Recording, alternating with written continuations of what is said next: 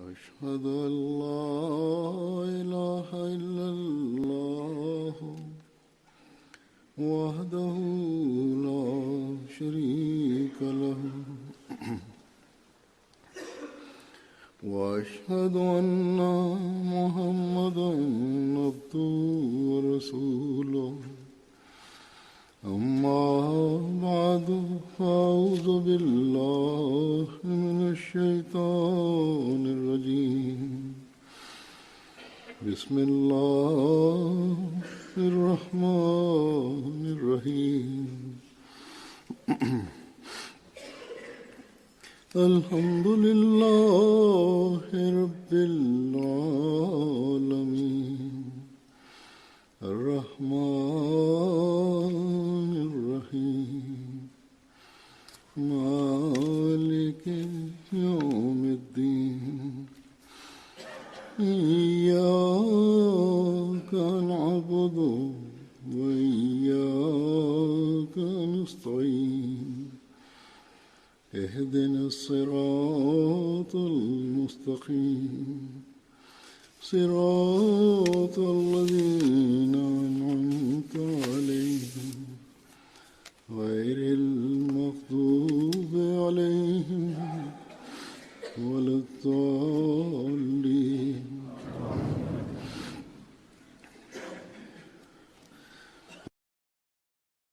Allah Ta'ala berfirman kepada orang-orang mukmin bahwa yang menjadi target kalian haruslah senantiasa fastabiqul khairat, yakni berlomba-lombalah dengan orang lain dalam kebaikan. Lalu orang yang melakukan amalan saleh dan berbuat baik ditetapkan sebagai makhluk yang terbaik oleh Allah Ta'ala, sebagaimana berfirman, innal ladzina amanu wa amilus solihati ulaika hum khairul bariyah, yakni orang yang beriman dan beramal soleh, merekalah yang merupakan makhluk yang terbaik. Hadrat Masih Maud alaihi salam menjelaskan berkenaan dengan hal itu. Dalam satu tempat beliau bersabda bahwa manusia hendaknya melakukan kewajibannya dan meningkat di dalam amalan saleh. Jadi meningkat di dalam berbuat amal saleh, berbuat baik lah yang dapat menjadikan seorang mukmin menjadi mukmin yang hakiki. Dan untuk itu kita harus senantiasa berupaya. Sebagai bimbingan bagi kita berdasarkan Quran dan hadis, Hadrat Masih Maud alaihi salam dengan sangat jelas telah bersabda berkenaan dengan hal itu. Misalnya, apa itu kebaikan? Kebaikan yang hakiki bagaimana dapat diraih? Lalu untuk melakukan amalan saleh, beriman kepada Allah Ta'ala, kenapa diperlukan? Bagaimana seharusnya standar keimanan?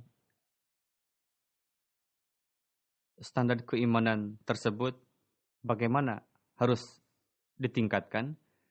Dengan sarana apa? Dengan perantaraan apa kebaikan bisa dilakukan? Kebaikan-kebaikan apa saja? Dan berapa jenisnya?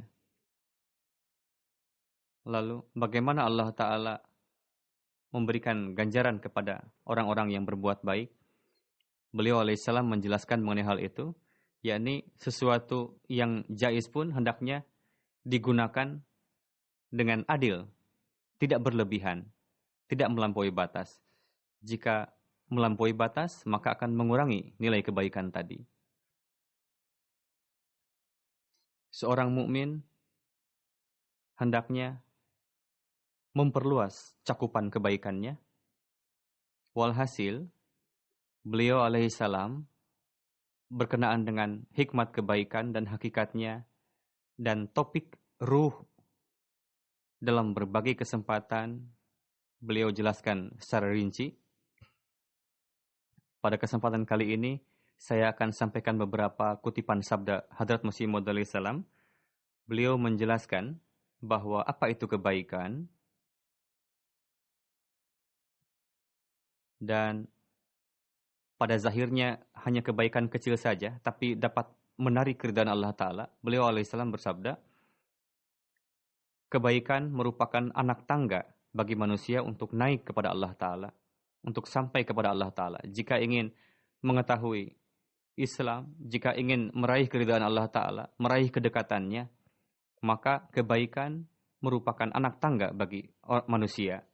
Namun ingat, apa itu kebaikan?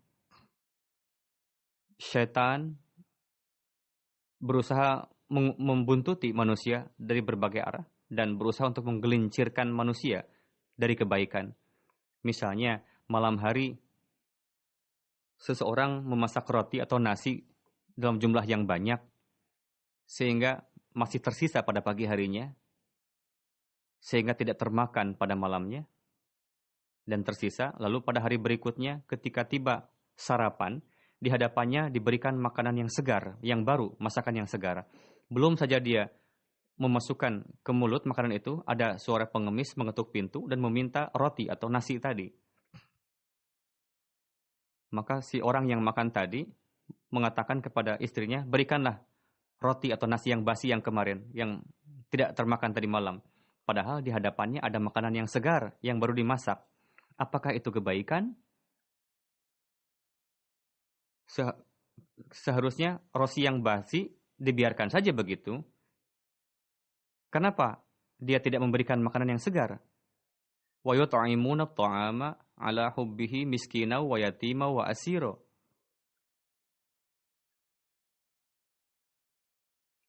Beliau alaihissalam bersabda, perlu diketahui bahwa yang dimaksud dengan ta'am dalam bahasa Arab adalah makanan yang disukai, makanan yang baik.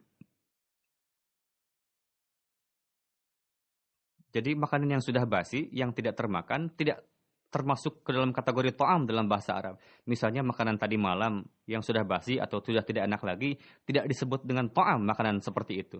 Walhasil, makanan yang segar, yang baru dimasak, yang disimpan di piring di depan kita, belum makanan itu dimakan, atas suara pengemis dari luar mengetuk pintu, jika itu diberikan makanan yang segar tadi, maka itulah kebaikan. Makanan atau masakan yang baru dimasak, segar, jika itu diberikan kepada si pengemis tadi, maka itulah kebaikan. Kebaikan bukanlah saya memakan makanan yang segar, yang enak, biar si pengemis itu memakan makanan yang basi, yang tadi malam, yang tidak dimakan lagi.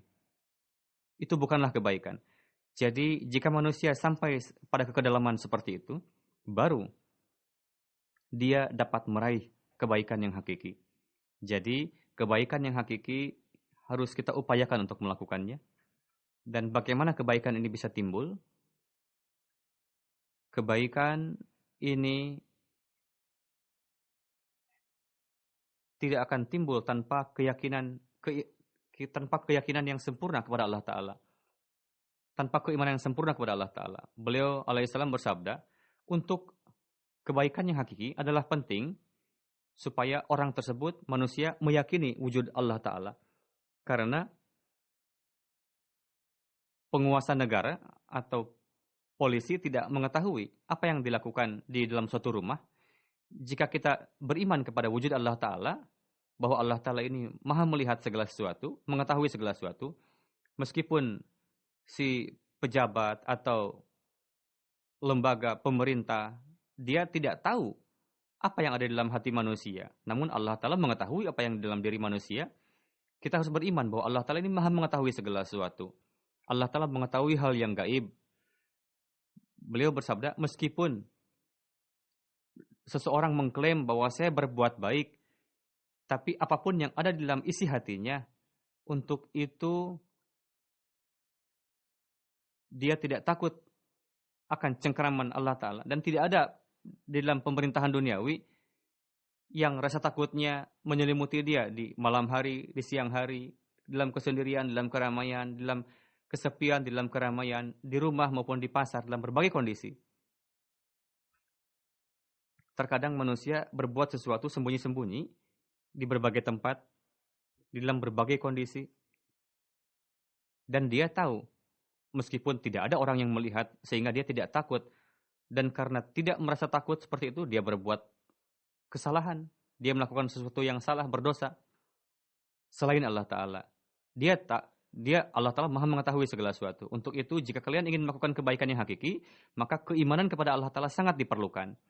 Jadi untuk perbaikan akhlak, beriman kepada zat adalah penting, yakni zat yang setiap saat, setiap keadaan menjadi pengawas akan amalan-amalan manusia dan mengetahui rahasia apa yang ada dalam diri manusia.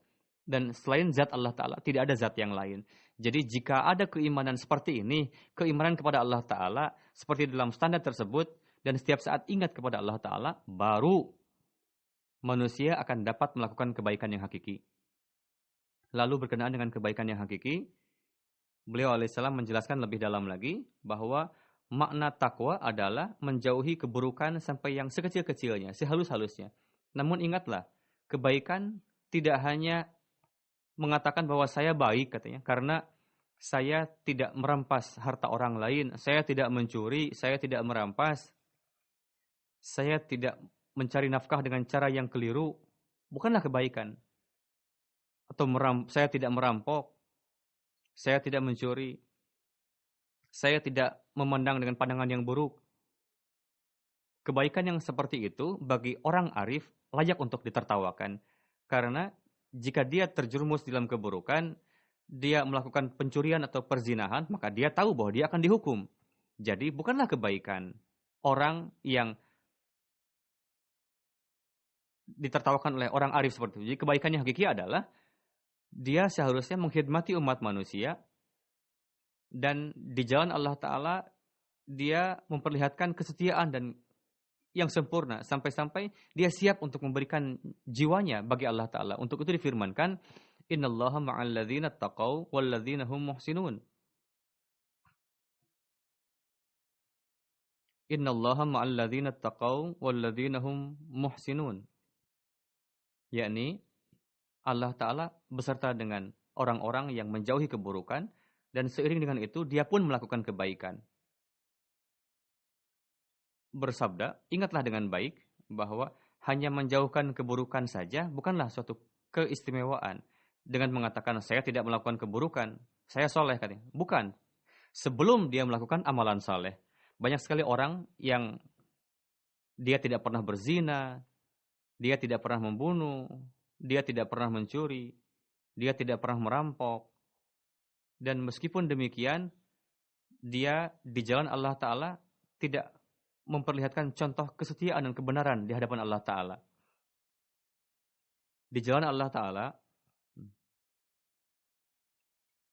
demi untuk meraih keridhaan Allah Ta'ala, dia tidak melakukan kebaikan. Dia tidak melakukan pengorbanan. Meskipun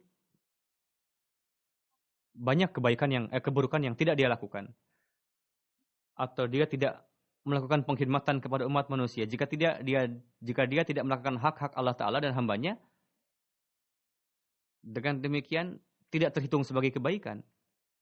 Memang dia tidak melakukan keburukan, namun jika dia tidak melaksanakan hak-hak Allah Ta'ala, dan jika dia tidak mengkhidmati umat manusia, maka itu bukanlah kebaikan. Beliau bersabda, adalah jahil orang yang memasukkan orang tersebut ke dalam golongan orang-orang yang baik. Dengan hanya berpikiran seperti itu, tidak lantas menjadi waliullah manusia itu. Bahwa dia sudah meninggalkan keburukan saja. Lalu beliau alaihissalam bersabda bahwa bukanlah layak untuk dibanggakan, yakni manusia merasa bahagia karena dia tidak berzina, atau dia tidak membunuh, dia tidak mencuri, atau apakah itu merupakan kebaikan yang terhindar dari semua perbuatan buruk itu? itu bukanlah hal yang besar. Bahwa saya tidak melakukan keburukan.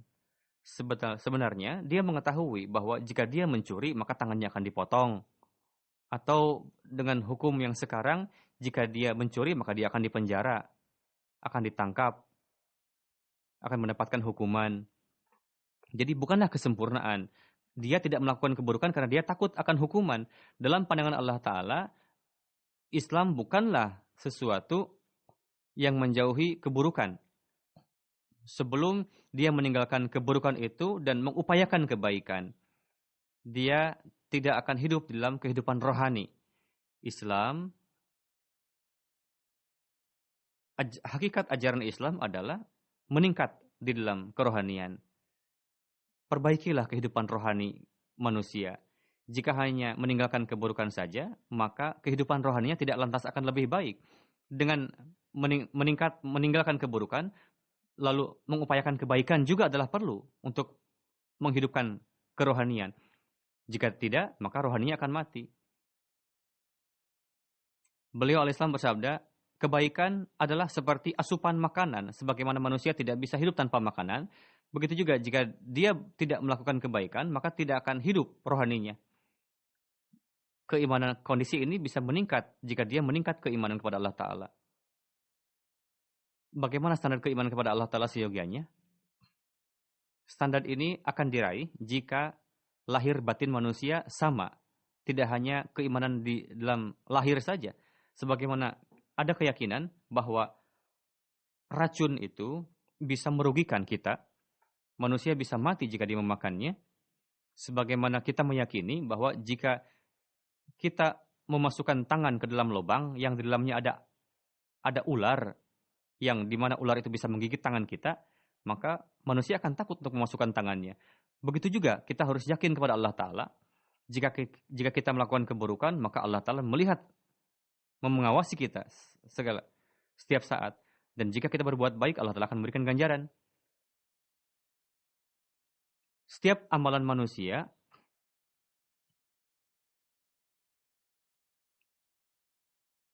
dengan amalan manusia zahir wujud Allah Ta'ala. Setiap saat dia sadar bahwa Allah Ta'ala mengawasiku setiap saat. Beliau bersabda, sebenarnya orang yang baik itu adalah yang lahir dan batinnya sama. Yang hatinya dan batinnya, yang lahirnya sama. Yakni dia berjalan di dunia ini seperti malaikat. Apa yang di dalam hatinya, apa yang di dalam luar dirinya, yang nampak sama. Jadi standar kebaikannya, dia seperti layaknya malaikat. Orang ateis, dia tidak mendapatkan akhlak yang seperti itu. Orang ateis yang tidak meyakini Allah Ta'ala, memang meskipun akhlaknya baik, dia tidak akan sampai kepada standar tersebut. Ada saja dalam dirinya, mungkin saja dia terhenti dari keburukan, atau dia melakukan akhlak-akhlak yang mendasar sifatnya. Namun, meskipun demikian, kondisinya akan tetap lemah dalam kebaikan orang ateis ini. Jadi, segala hasil buah itu muncul dari keimanan. Sebagaimana ketika kita mengetahui di lubang itu ada ular, kita tidak akan mau memasukkan tangan ke dalamnya. Ketika kita tahu bahwa jika racun itu mematikan, maka kita yakin bahwa racun itu mematikan. Dan nama dari itu adalah kita tidak akan memasukkan ke dalam mulut kita racun tersebut. Dan kita akan terhindar dari kematian.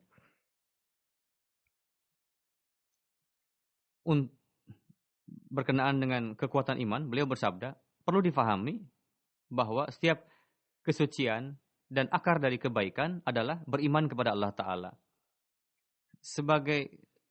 Seberapa besar iman manusia lemah, maka sebesar itu pula lah akan timbul kelemahan, kelalaian dalam amalan soleh.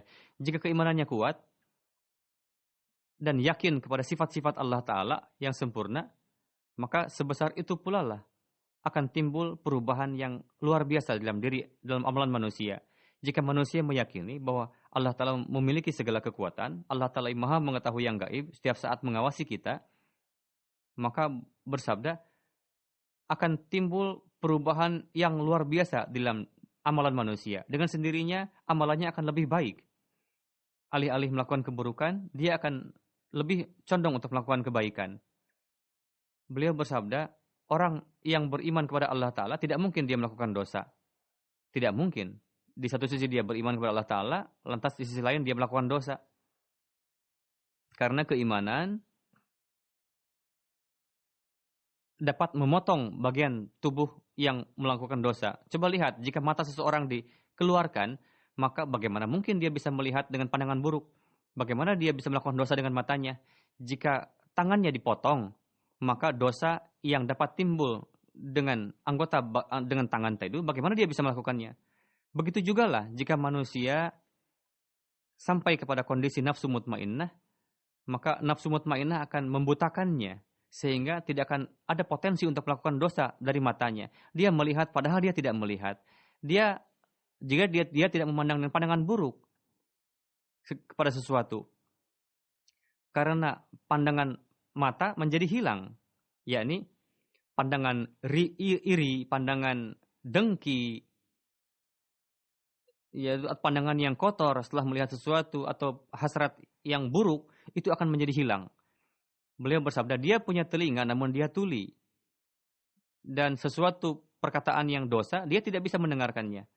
Begitu juga segala potensi nafsi dan hawa nafsu, bagian itunya dipotong. Dan segala kekuatan potensinya yang darinya bisa keluar dosa, bisa berbuat dosa, itu sudah timbul kematian. Dan dia betul-betul layak seperti orang mati. Dan dia hanya mengikuti kehendak Allah Ta'ala semata. Selain itu, selain Allah Ta'ala, dia tidak akan melangkah kemana-mana. Jadi kondisi ini timbul jika kita memiliki keyakinan yang benar kepada Allah Ta'ala. Kondisi ini akan timbul jika kita yakin sebenar-benarnya kepada Allah Ta'ala. Yang buahnya adalah dia akan dianugerahi ketentraman yang sempurna. Inilah tujuan yang harus dijadikan maksud, target oleh manusia. Ini yang harus selalu kita perhatikan. Jadi, setiap kekotoran hendaknya dikeluarkan dari mata kita, dari telinga kita, dari otak kita. Dan hindarilah dari mendengarnya. Dan beliau bersabda, dan jemaat kita hendaknya perlu untuk itu. Dan untuk meraih ketentraman yang hakiki tadi, dia harus memiliki keimanan yang hakiki, yang sempurna. Jadi kewajiban anggota jemaat kita adalah hendaknya mereka meraih keimanan yang sempurna kepada Allah Ta'ala. Inilah target yang beliau alaihissalam berikan kepada kita sebagai Ahmadi. Jika keimanan kepada Allah Ta'ala diraih, maka amalan soleh pun akan bisa kita lakukan. Baru kita akan termasuk ke dalam golongan fastabiqul khairat, dan baru kita akan dimasukkan ke dalam golongan khairul bariyah, sebaik-baik makhluk. Lalu berkenaan dengan sisi kebaikan, beliau alaihissalam bersabda, untuk manusia ada dua hal yang perlu. Pertama, hindarilah keburukan. Yang kedua, lakukanlah kebaikan. Dan kebaikan itu ada dua sisi. Yakni pertama meninggalkan keburukan, yang kedua meninggalkan, dan yang kedua melakukan kebaikan. Dan yang kedua adalah melakukan kebaikan. Dengan meninggalkan keburukan, manusia tidak akan lantas sempurna. Jika hanya meninggalkan keburukan saja, dia tidak lantas sempurna. Masih ada kelemahan dalam keimanan. Sebelum dia memberikan manfaat kepada orang lain. Sebelum dia melakukan kebaikan. Jika dia berbuat baik, maka akan memberikan manfaat kepada orang lain, baru akan timbul keimanan yang sempurna. Dari itu dapat diketahui bahwa betapa perubahan dan tahapan ini akan timbul jika kita yakin kepada sifat-sifat Allah Ta'ala dan kita mengetahui sebelum ini timbul, maka manusia tidak akan terhindar dari keburukan. Dan sifat-sifat Allah Ta'ala, dan untuk mengetahui sifat-sifat Allah Ta'ala itu, manusia hendaknya terus membaca Al-Quran Karim dan membaca hukum-hukumnya. Beliau alaihissalam bersabda, memberikan manfaat kepada orang lain adalah sesuatu yang besar. Sampai batas tertentu kita takut kepada raja, kepada penguasa, orang yang tidak melanggar hukum karena takut kepada raja.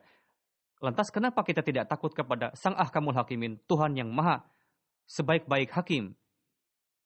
Kenapa manusia takut kepada hukum-hukum dunia, penyebabnya adalah itu. Jadi itulah sebabnya kita meninggalkan keburukan. Jadi seperti yang saya katakan, keburukan itu ada, kelemahan itu ada jika kita lemah imannya. Allah Ta'ala,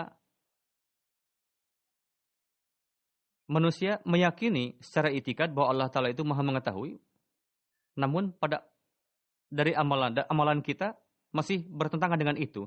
Untuk itu manusia masih melakukan keburukan. Dan banyak manusia belum mendapatkan taufik untuk melakukan kebaikan. Karena tidak adanya keimanan kepada Allah Ta'ala. Lalu, setelah keimanan sempurna kepada Allah Ta'ala, beliau menjelaskan mengenai sarana untuk terjauh dari keburukan.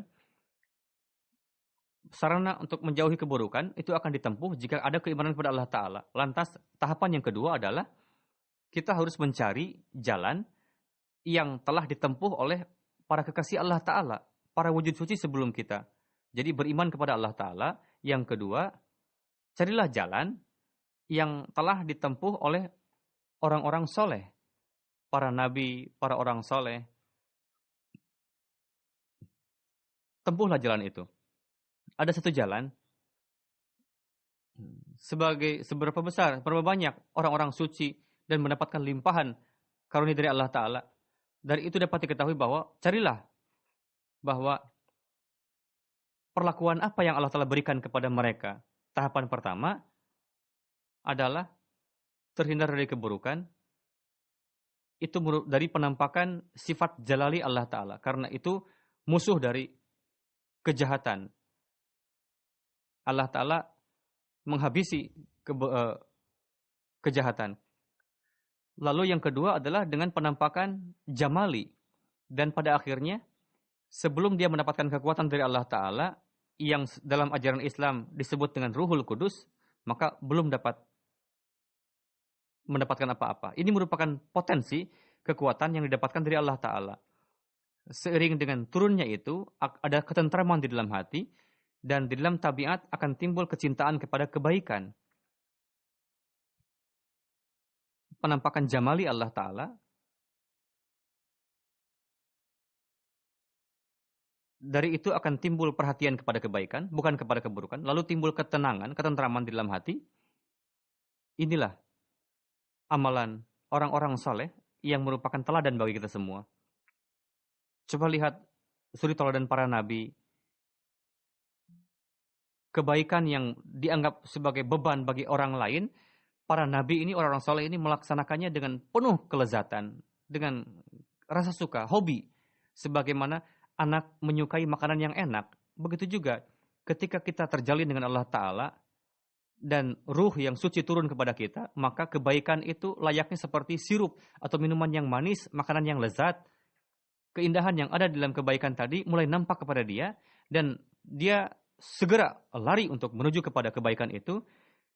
Dengan membayangkan keburukan, ruhnya menjadi menggigil. Jadi inilah hal-hal yang tidak bisa kita gambarkan dengan kata-kata. Akan timbul satu keadaan hati yang aneh, yang tidak bisa digambarkan dengan kata-kata. Ini adalah kondisi kalbu, yang tidak bisa dirasakan. Dengan merasakannya, akan bisa diketahui dengan baik. Pada saat itu, cahaya yang segar akan didapatkan oleh manusia. Manusia jangan lantas bangga, dan jangan menganggap bahwa sudah sempurna katanya, bahwa di dalam hatinya sudah timbul ratapan, tangisan. Jadi terkadang kita ketika salat, kita menangis, meratap, merintih, hati menjadi lembut. Janganlah kalian menganggap bahwa itu sudah puncak kebaikan. Ratapan yang seperti itu adalah sifatnya hanya sementara saja. Manusia terkadang, misalnya ketika manusia melaksanakan salat nafal misalnya, lalu dia nangis seketika, meratap, merintih, dan terkadang ada dongeng-dongeng yang betul-betul sedih kisahnya, lalu manusia nangis. Padahal itu merupakan kisah yang dongeng, yang palsu. Meskipun demikian, manusia menangis misalnya. Jadi, jika hanya nangis atau meratap saja, itu merupakan akar dari kebahagiaan yang hakiki. Lantas kenapa di Eropa ini orang-orang tidak mendapatkan kebaikan yang hakiki? Karena di Eropa biasa saja orang mendengar kisah drama yang menarik pun mereka menangis. Novel-novel yang kisahnya sedih pun dengan membacanya manusia bisa sedih, menangis, meratap, menonton drama dan sebagainya. Atau ada kisah yang sedih misalnya jadi itu bukanlah gambaran peningkatan rohani. Peningkatan rohani itu akan terjadi jika betul-betul terhindar sepenuhnya dari keburukan dan dia melakukan kebaikan demi untuk meraih keridhaan Allah Ta'ala. Lantas berkenaan dengan kebaikan, beliau bersabda, pertama dua sisi, meninggalkan syirik dan melakukan kebaikan. Meninggalkan keburukan dan melakukan kebaikan. Seberapa pun manusia melakukan kebaikan, ada dua. Jadi dua sisi. Yang pertama ada yang kewajiban, ada yang nafal. Ada yang wajib, ada yang nafal. Ada dua bagian kebaikan. Pertama adalah kebaikan yang sifatnya wajib dan kebaikan yang sifatnya nafal. Kewajiban maksudnya, wajib artinya yang diwajibkan bagi manusia, misalnya melunasi hutang. Dia wajib untuk melunasinya jika dia meminjam hutang kepada siapa saja. Atau dia membalas kebaikan orang lain. Itu wajib. Selain kewajiban-kewajiban itu, ada kebaikan yang sifatnya nafal. Yang lebih sifatnya. Yakni kebaikan yang lebih dari yang haknya. Diberikan lebih dari haknya. Jadi membalas ihsan orang lain dengan lebih lagi nilainya. Itulah ihsan. Jadi tidak hanya membalas ihsan saja, melainkan membalas yang lebih dari itu. Inilah nafal. Jadi ini sebagai kewajiban. Dari itu kewajiban akan terlaksana dan sampai kepada kesempurnaan. Dari hadis ini, hadis menjelaskan bagaimana para waliullah melaksanakan kewajiban tadi dengan nafal. Para waliullah pelaksanaan kewajiban agamanya mereka lakukan dengan nafal. Misalnya selain zakat, dia membayar sedekah juga. Allah Ta'ala menjadi walinya lantas. Allah Ta'ala berfirman, persahabatan dengan orang tersebut sampai-sampai katanya aku menjadi tangannya, aku menjadi telinganya, aku menjadi matanya. Sampai-sampai aku menjadi mulutnya yang dengannya dia berbicara. Ketika manusia meningkat dalam keimanan, yakin kepada Allah Ta'ala, maka untuk meraih keridhaan Allah Ta'ala, dia akan melakukan amalan saleh. Lantas Allah Ta'ala akan memberikan taufik yang lebih lagi untuk melakukan kebaikan. Sebagaimana beliau alaihissalam bersabda, bagi Islam, kudrat hukum alam, bahwa dari satu kebaikan akan timbul kebaikan lainnya. Saya teringat katanya, di dalam buku Tazkiratul Aulia, saya membaca, ada seorang orang tua berumur 90 tahun, dia seorang penyembah api. Secara kebetulan, karena hujan berturut-turut selama seminggu, lalu karena dia memberikan makanan kepada si burung, karena burung tidak bisa keluar karena hujan berturut-turut selama seminggu. Dia memberikan biji-bijian kepada burung-burung. Lalu ada orang muslim, tetangganya, orang tua, si muslim tadi bertanya kepada orang tua penyembah api tadi, apa yang kamu lakukan orang tua? Katanya. Lalu orang tua ini menjawab, hujan selama 7 hari berturut-turut katanya. Sehingga saya memberi makan biji-bijian kepada burung-burung ini. Lalu orang tua muslim tadi mengatakan, kamu melakukan perbuatan yang sia-sia, tidak ada manfaatnya katanya. Karena kamu kafir. Kamu tidak akan mendapatkan ganjaran karena kamu kafir. Orang tua yang penyembah api tadi menjawab, saya pasti akan mendapatkan ganjaran dari perbuatan baik ini. Orang tua itu yakin kepada zat Allah Ta'ala. Dia memiliki fitrat baik, orang tua yang penyembah api itu. Lalu orang tua yang muslim tadi mengatakan, saya pergi suatu saat naik haji, maka dari kejauhan saya melihat orang tua penyembah api tadi sedang ikut tawaf di Ka'bah. Dia yang memberi makanan kepada burung tadi, dia sedang tawaf di Ka'bah. Melihat dia, saya terheran-heran ketika saya mendekat kepada orang tua itu. Sebelum saya berbicara kepadanya, dia langsung mengatakan kepada saya bahwa apakah makanan yang saya berikan kepada burung tadi Allah Ta'ala tidak balas? Sekarang aku sudah masuk Islam, aku sudah naik haji, ini merupakan ganjaran dari Allah Ta'ala disebabkan karena dia ridho, karena perbuatanku yang memberikan makan kepada burung saat itu. Lalu beliau bersabda, bagaimana Allah Ta'ala tidak menyia-nyiakan ganjaran orang kafir? Bagaimana mungkin Allah Ta'ala akan menyia-nyiakan ganjaran yang dilakukan oleh orang muslim, orang mukmin? Saya teringat kepada seorang sahabat, beliau bertanya kepada Rasulullah, katanya, ya Rasulullah, waktu saya masih kafir dulu, saya sering sedekah. Apakah saya akan mendapatkan ganjaran dari sedekah-sedekah saya yang saya lakukan ketika saya kafir itu? Rasulullah SAW menjawab, justru Islamnya kamu ini merupakan ganjaran dari sedekah-sedekah yang kamu lakukan pada saat kamu kafir itu. Sekarang kamu sudah masuk Islam, inilah buah dari ganjaran itu. Lalu beliau bersabda, hal-hal yang dijaizkan, yang dibolehkan pun, hendaknya lakukanlah itu sampai batas tertentu yang dibolehkan. Beliau al-Islam bersabda, akar kebaikan juga adalah kelezatan duniawi yang memang diperbolehkan, janganlah melampaui batas. Seperti makanan, minuman, Allah Ta'ala tidak mengharamkannya. Tapi jika manusia siang malam menyibukkan diri demi untuk makan minum, berarti itu dia menambah-nambahkan. Padahal kelezatan dunia ini ada supaya jangan sampai kita lemah. Itu merupakan nikmat Allah Ta'ala makanan minuman itu, tapi seiring dengan itu supaya tubuh kita sehat, ada kekuatan. Lalu manusia dapat melaksanakan kewajiban kepada Allah Ta'ala dengan makanan minum tadi. Itu yang harus kita pikirkan. Jangan sampai kesehatan kita rusak. Permisalannya seperti sebagaimana seorang tukang delman, pengendara kuda, ketika dia menempuh jalan 7-8 kilo, merasa si kudanya sudah lelah, maka dia menghentikan dulu perjalanannya, lalu memberikan makanan, memberikan minuman kepada si kuda itu, supaya kelelahannya menjadi hilang, dan punya tenaga lagi untuk berjalan lagi.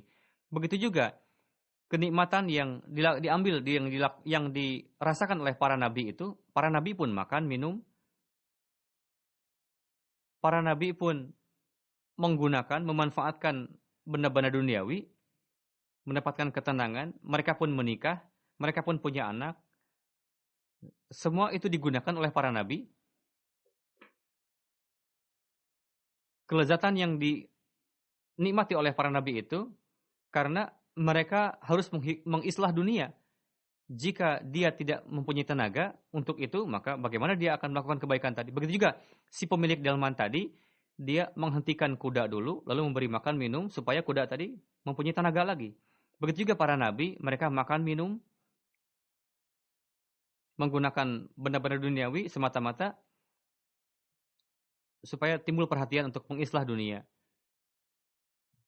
Ada keberatan kepada Hadrat Masih Maud alaihi salam, katanya, ada orang yang mengatakan, katanya, loh kok Mirza Sahib, katanya Hadrat Masih Maud alaihi salam makan pelau juga, makan nasi juga, makan nasi yang enak.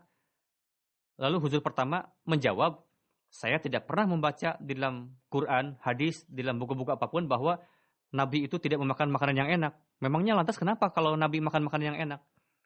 Orang-orang melontarkan keberatan akan hal yang seperti itu. Katanya Nabi itu makanannya beda dan sebagainya. Maka karena sangat tinggi kerohaniannya Nabi itu, katanya, justru kita harus mengamalkan sunnah yang diamalkan oleh Rasulullah SAW. Rasulullah pun bersabda bahwa aku pun makan minum, makan makanan yang enak, aku pun menikah, aku pun punya anak, aku pun tidur, aku pun beribadah. Jadi, kalian harus berjalan di atas sunnahku, kata Rasulullah.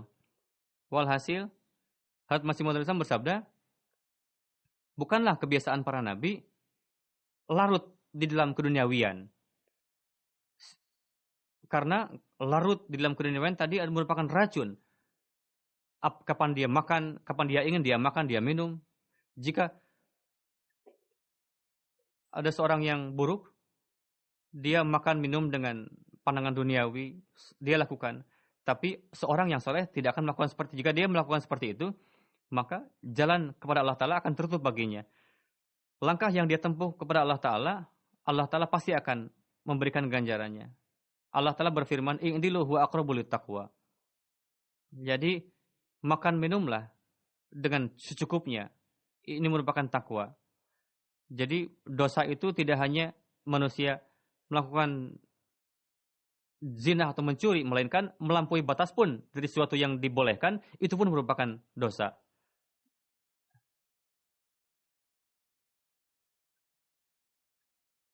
Berkenaan dengan taklim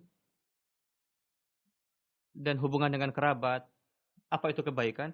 Beliau al-Islam bersabda, ajaran kita adalah perlakukanlah baik kepada siapapun, taatlah sepenuhnya kepada Al-Quran, karena kita harus taat sepenuhnya kepada pemerintah, karena pemerintah ini menjaga hak-hak rakyatnya. Dan kita harus memperlakukan orang lain dengan persaudaraan, dengan kecintaan. Jadi orang yang tidak muttaqi dan dia terjerumus dalam bid'ah dan syirik dan dia penentang kita, maka janganlah kalian salat di belakang mereka.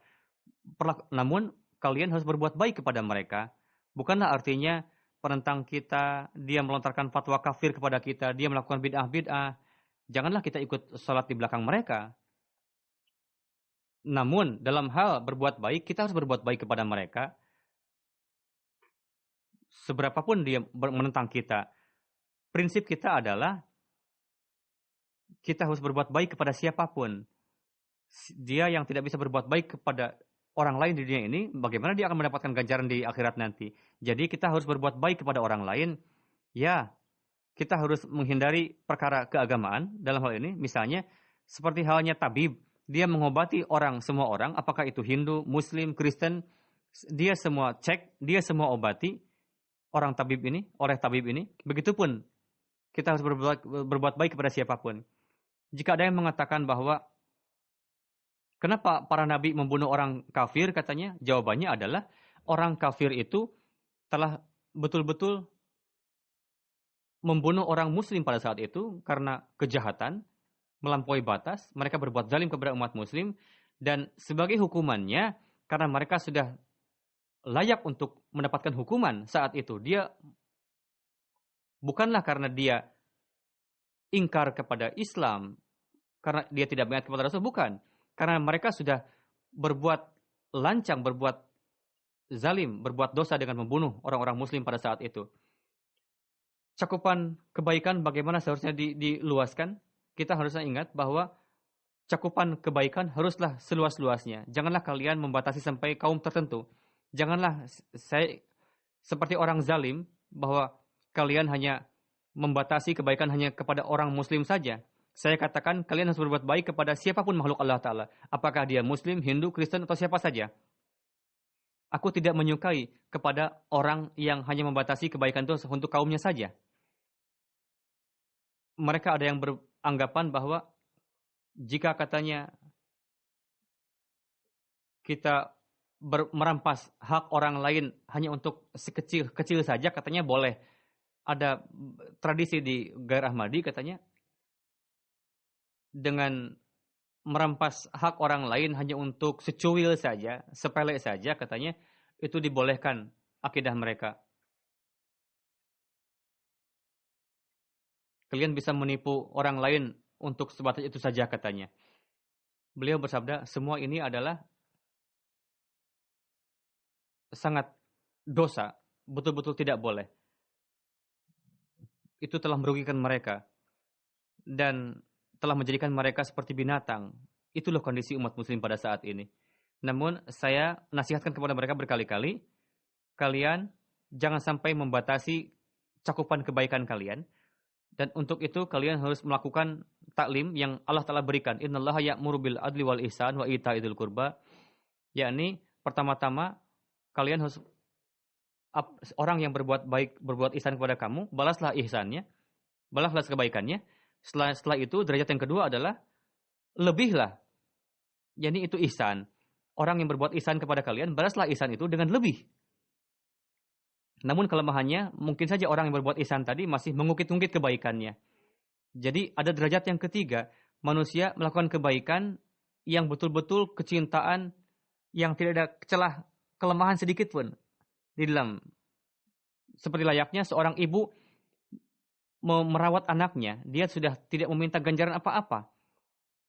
Dia berkorban demi anaknya itu. Sampai-sampai jika si raja memerintahkan sang ibu untuk jangan memberikan minum susu kepada anaknya, meskipun anak kamu mati, katanya kamu tidak akan dihukum.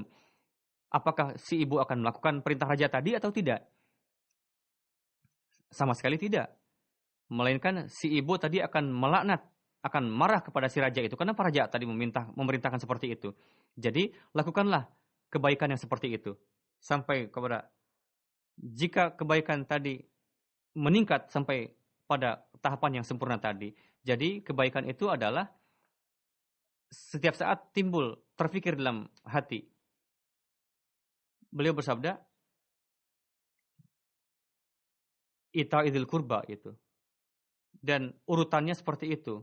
Jadi jika kalian ingin menjadi orang yang baik, maka kalian akan sampai kepada derajat ita idil kurba. Sebelum dia sampai kepada tahapan yang ketiga tadi, ita idil kurba, maka dia belum bisa berhasil dalam tahapan kebaikan.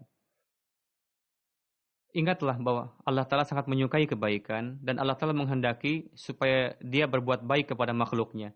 Jika dia menyukai kebaikan, maka Allah Ta'ala akan menasihatkan untuk kebaikan. Subhanahu wa ta'ala. Semoga Allah Ta'ala memberikan taufik kepada kita untuk dapat melakukan kebaikan demi karena Allah Ta'ala semata. Dan semoga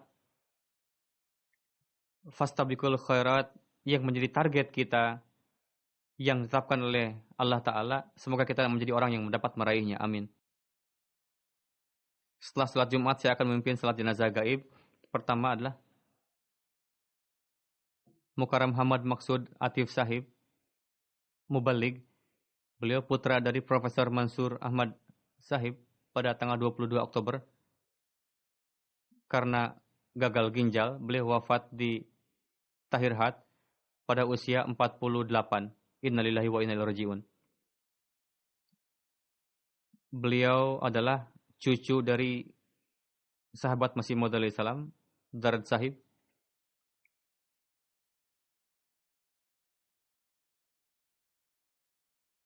Ayah beliau, Profesor Mahmud Ahmad Atif, Masyhud Ahmad Atif.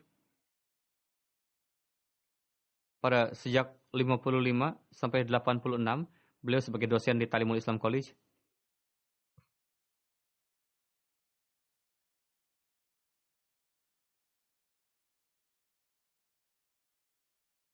Maksud Atif Sahib.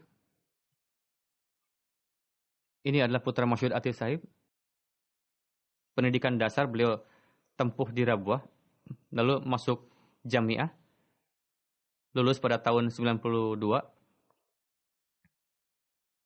Pertama dia ingin masuk tentara, tapi beliau berdasarkan mimpi, beliau rubah keinginan itu dan beliau masuk ke dalam Jamiah dan menempuh gelar syahid.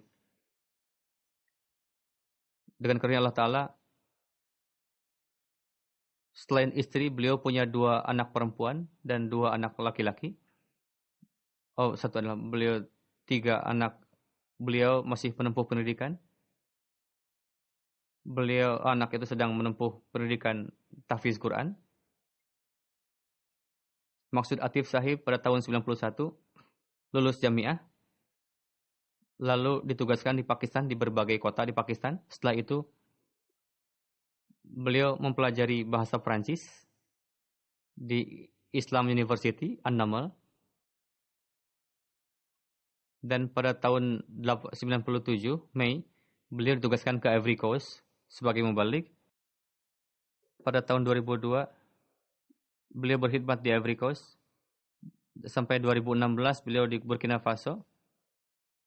Setelah itu karena sakit ginjal, beliau dipanggil lagi ke Pakistan. Istri beliau mengatakan, ketika saya pergi ke Ivory Coast, beliau dengan gigihnya mengajarkan bahasa Prancis kepada saya supaya saya bisa bergaul dengan mudah dengan orang-orang di Ivory Coast.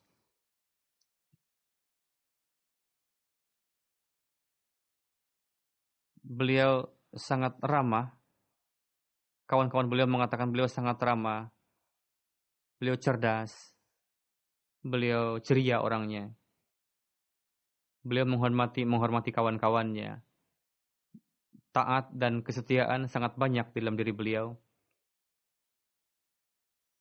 Beliau tidak pamrih orangnya. Semoga Allah Ta'ala meninggikan derajat beliau. Amin. Dan semoga putra-putri beliau dianugerahi kesabaran.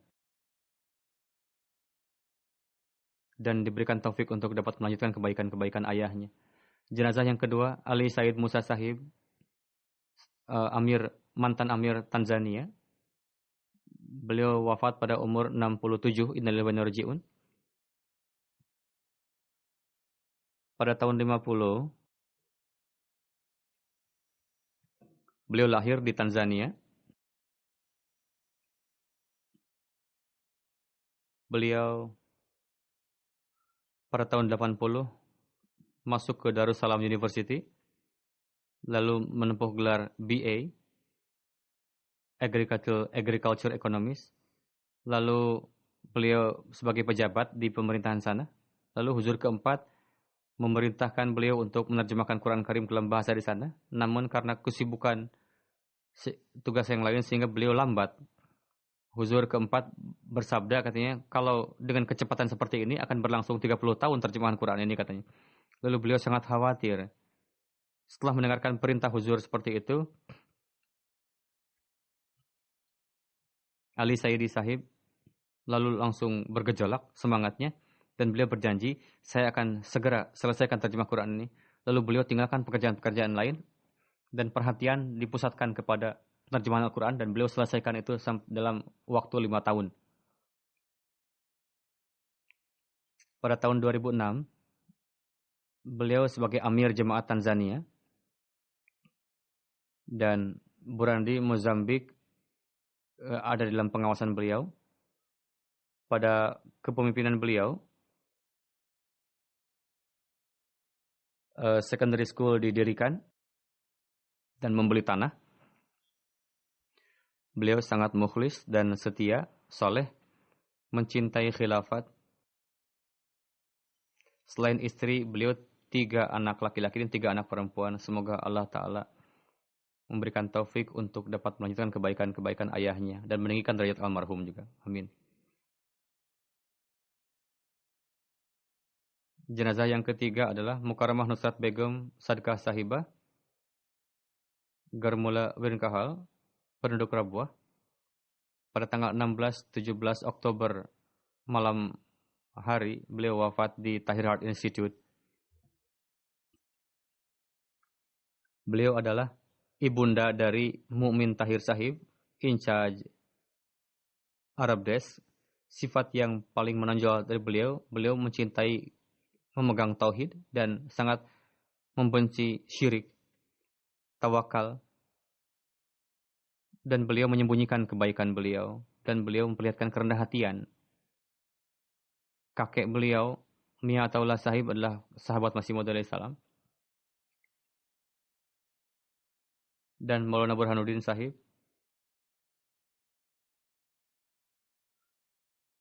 Beliau beat. Dan atas perintah beliau, datang ke Kadian. Beliau sangat hobi mengajarkan Quran Karim kepada orang-orang, daras dan mengajarkan. Huzur ketiga mencanangkan pada saat itu untuk mengajarkan Quran Karim kepada ibu-ibu yang sudah tua. Terkadang ada umur 70 tahun, lajnah belajar dari beliau dan mengajarkan terjemah juga beliau ini. Anak-anak perempuan juga, gair juga, bahkan anak-anak belajar kepada beliau. Banyak sekali anak-anak yang belajar dari beliau, nisab, nasirat dan lain-lainnya. Buku Hazrat Masih Maud alaihissalam hobi untuk dibaca oleh beliau. Dan beliau hobi nazam juga, Duri Samin, Duri Adan, Kalami Mahmud. Dan beliau hafal, putra beliau menulis bahwa Mahmud Ki Amin biasa beliau baca dengan penuh rintihan dan kadang mencucurkan air mata ketika membacanya. Begitu juga beliau sangat menentang bid'ah di kampung beliau. Dan wanita yang lemah imannya, yang terkadang terbiasa melakukan jihad yang panjang dan berupaya untuk menjadikan mukminah yang baik. Beliau salat dengan penuh rintihan, khusyuk, tilawat rutin. Beliau seorang musiah. Beliau punya 4 anak laki-laki. Selebihnya 4 anak perempuan, yang ada 6 anak laki-laki. Semoga Allah Ta'ala meninggikan derajat beliau dan putra-putra beliau diberikan taufik untuk berjalan mengikuti kebaikan beliau. Amin.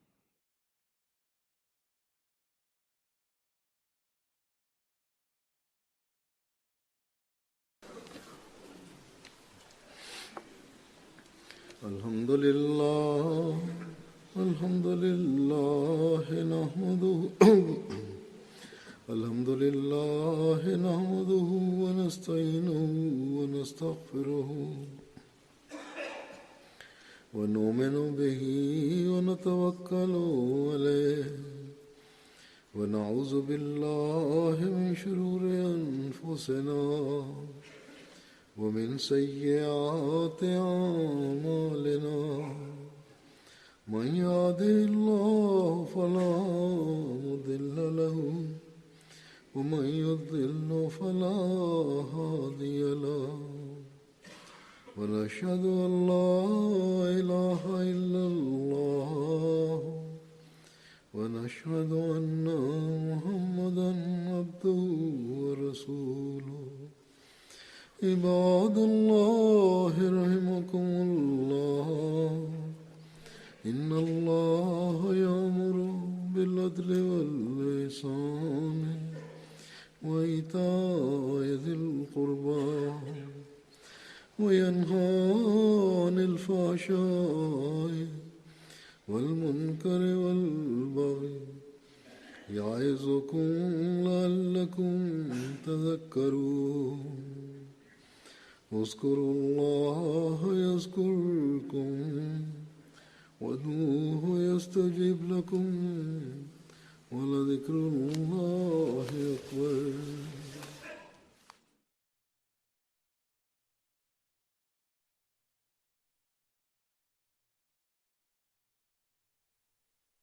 اللهم صل على